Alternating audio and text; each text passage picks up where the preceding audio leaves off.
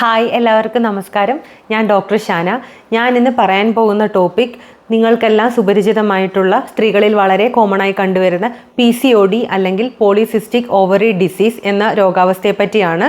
ഇത് polycystic ovary syndrome അല്ലെങ്കിൽ PCOS എന്നറിയപ്പെടുന്നു. ഇതിനെ സ്റ്റീൻ ലിവന്താൽ സിൻഡ്രോം എന്നും അറിയപ്പെടുന്നു. PCOD ഡയഗ്നോസ് ചെയ്യാനുള്ള മാനദണ്ഡം റോട്ടർഡാം ക്രൈറ്റീരിയ എന്ന പേരിൽ അറിയപ്പെടുന്നു. അതിൽ ആദ്യമായി വരുന്നത് ആർത്തവ ചക്രത്തിൽ ഉള്ള വ്യതിയാനം അല്ലെങ്കിൽ മെൻസ്ട്രൽ ഇറഗുലാരിറ്റി ആണ്. രണ്ടാമതായി വരുന്നത് ഹോർമോണൽ ഇംബാലൻസ് അല്ലെങ്കിൽ ഹോർമോണിൽ വരുന്ന വ്യതിയാനം. മൂന്നാമതായി കാണപ്പെടുന്നതാണ് അണ്ടോൽപാദനം കുറയുമ്പോൾ അണ്ഡാശയത്തിൽ ഉണ്ടാകുന്ന കുമിളകൾ അല്ലെങ്കിൽ മൾട്ടിപ്പിൾ സിസ്റ്റ് ഇൻ ഓവറി. നമുക്കിനി ഇതിനെ വിശദമായി പരിശോധിക്കാം.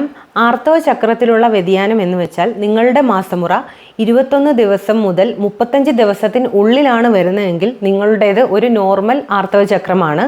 ഇല്ല, 21 ദിവസത്തിൽ താഴെയോ 35 ദിവസത്തിൽ കൂടുതലോ എടുത്തിട്ടാണ് നിങ്ങളുടെ മാസമുറ വരുന്നതെങ്കിൽ നിങ്ങളുടെ ആർത്തവ ചക്രത്തിൽ വ്യതിയാനമുണ്ടെന്ന് ഇതിൽ നിന്നും മനസ്സിലാക്കാം. രണ്ടാമതായി ഹോർമോണൽ ഇംബാലൻസ് അല്ലെങ്കിൽ ഹോർമോണിൽ വരുന്ന അസന്തുലിതാവസ്ഥ. സ്ത്രീകളിൽ പുരുഷ ഹോർമോണായ ആൻഡ്രജൻ്റെ അളവ് ക്രമാതീതമായി കൂടുന്നു. നോർമലി ഇത് സ്ത്രീകളിൽ 70 നാനോഗ്രാമിൽ കുറവാണ്. പക്ഷേ PCOD ഉള്ള സ്ത്രീകളിൽ ഇതിൻ്റെ അളവ് ക്രമാതീതമായി കൂടുന്നു. രണ്ടാമതായി പാൻക്രിയാസിൽ നിന്നും ഉൽപ്പാദിപ്പിക്കപ്പെടുന്ന ഇൻസുലിൻ എന്ന് പറയുന്ന ഹോർമോണിന് വരുന്ന അപാകതയാണ്. ഇതുമൂലം അമിതവണ്ണം, അമിതമായ രോമ വളർച്ച, കഴുത്തിന് പിന്നിലെ കറുപ്പ് നിറം, വളരെ എണ്ണമയമുള്ള ത്വക്ക് എന്നിവ കാണപ്പെടുന്നു. മൂന്നാമതായി അണ്ടോൽപാദനം കുറയുമ്പോൾ അണ്ഡാശയത്തിൽ വരുന്ന കുമിളകൾ അല്ലെങ്കിൽ മൾട്ടിപ്പിൾ സിസ്റ്റ് ഇൻ ഓവറി. ഇത് കാണപ്പെടുന്നത് USG അല്ലെങ്കിൽ അൾട്രാസോണോഗ്രഫി വഴിയാണ്.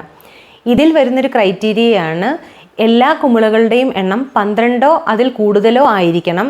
ഓരോ കുമിളകളുടെയും വലിപ്പം എന്ന് പറയുന്നത് 2 മുതൽ 9 mm വരെ ആയിരിക്കും. ഇത് കൂടാതെ അണ്ഡാശയത്തിൻ്റെ വലിപ്പം 10 ml കൂടുതലായിരിക്കും. അടുത്തതായി ട്രീറ്റ്മെൻറ്റ് രീതികളാണ്.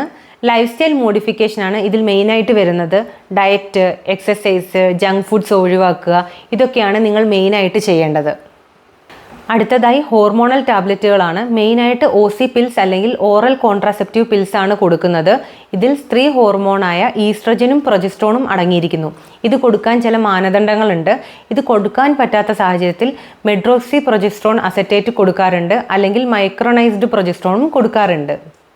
ഇനി ഇൻസുലിൻ റെസിസ്റ്റൻസ് ആണ് നിങ്ങളുടെ പ്രശ്നമെങ്കിൽ മെറ്റ്ഫോമിൻ മാത്രമായോ മെറ്റ്ഫോമിൻ മയോ ഐനോസിറ്റോൾ എന്ന് പറയുന്ന ഡ്രഗിൻ്റെ കോമ്പിനേഷനായിട്ടോ തരാറുണ്ട്.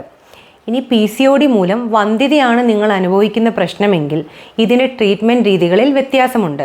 അത് സംബന്ധിച്ച് നിങ്ങൾക്ക് വിശദമായ ഒരു വീഡിയോ വേണമെങ്കിൽ ദയവായി കമൻറ്റ് ബോക്സിൽ പറയുക. അത് സംബന്ധിച്ച് ഇനി നെക്സ്റ്റ് ഒരു വീഡിയോ ഞാൻ ചെയ്യുന്നതായിരിക്കും. ഇനി അടുത്ത മറ്റൊരു വീഡിയോയിൽ കാണാം. എല്ലാവരും ഹാപ്പി ആയിട്ടിരിക്കുക, ഹെൽത്തി ആയിട്ടിരിക്കുക.